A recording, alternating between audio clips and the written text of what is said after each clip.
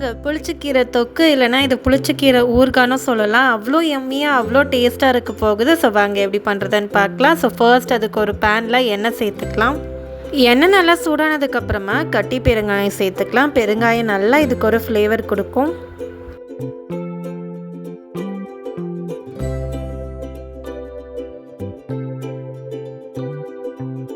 காரத்துக்கு ஏற்ற மாதிரி மிளகாய் சேர்த்துக்கோங்க. நான் 4 காஞ்ச மிளகாய் 4 காஷ்மீரி சில்லி சேர்த்துருக்கேன். காஷ்மீரி சில்லி நல்லாவே ஒரு ஸ்பைசினஸ் கொடுக்கும். ஸோ இதை வறுத்து எடுத்துக்கலாம்.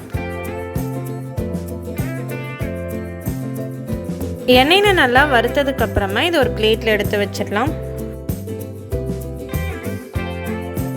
தென் தண்ணியில் நல்லா வாஷ் பண்ண புளிச்சக்கீரையை இந்த பேனில் சேர்த்து நல்லா வதக்கிக்கலாம்.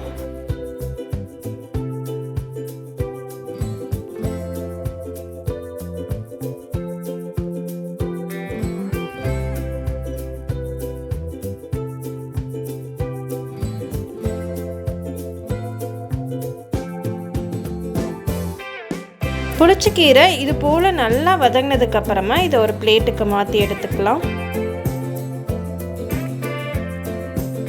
இது எல்லாத்தையுமே நல்லா ஆற வச்சு எடுத்ததுக்கப்புறமா ஒரு மிக்சியில் நம்ம வறுத்து வச்சுருந்த மிளகாய் பெருங்காயம் சேர்த்துட்டு தேவையான அளவு உப்பு போட்டு நல்லா அரைச்சி எடுத்துக்கோங்க. இது போல் அரைச்சதுக்கப்புறமா நம்ம வதக்கி வச்சுருந்த புளிச்சக்கீரையும் சேர்த்துட்டு அரைச்சி எடுத்துக்க போகிறோம்.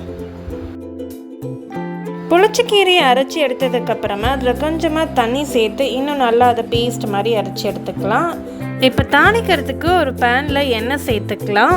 எண்ணெய் கொஞ்சம் நல்லா எக்ஸ்ட்ராவாகவே சேர்த்துக்கோங்க. இது கூட நம்ம நல்லெண்ணெய் கூட சேர்த்துட்டு கடுகு தாராளமாக சேர்த்துக்கோங்க. ஒரு டீஸ்பூன் சேர்த்துட்டு பூண்டு தான் இதுக்கு மெயினாக நல்ல ஃப்ளேவரை கொடுக்கும். ஸோ ஒரு கைப்பிடி அளவுக்கு பூண்டை நல்லா மத்து வச்சு கூட இடிச்சிட்டு அதில் சேர்த்துக்கலாம். பூண்டு நல்லா வதங்கினதுக்கப்புறமா நம்ம அரைச்சி வச்சுருந்தா புளிச்சக்கீரை இது கூட சேர்த்துட்டு நல்லா மிக்ஸ் பண்ணி விட போகிறோம்.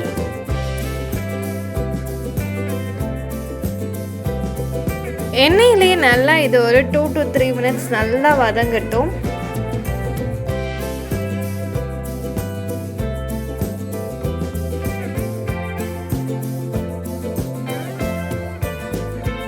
கடைசியாக எண்ணெய் எல்லாமே நல்லா வெளியே திரண்டு வரும்போது ஸ்டவ்வை ஆஃப் பண்ணிடலாம்.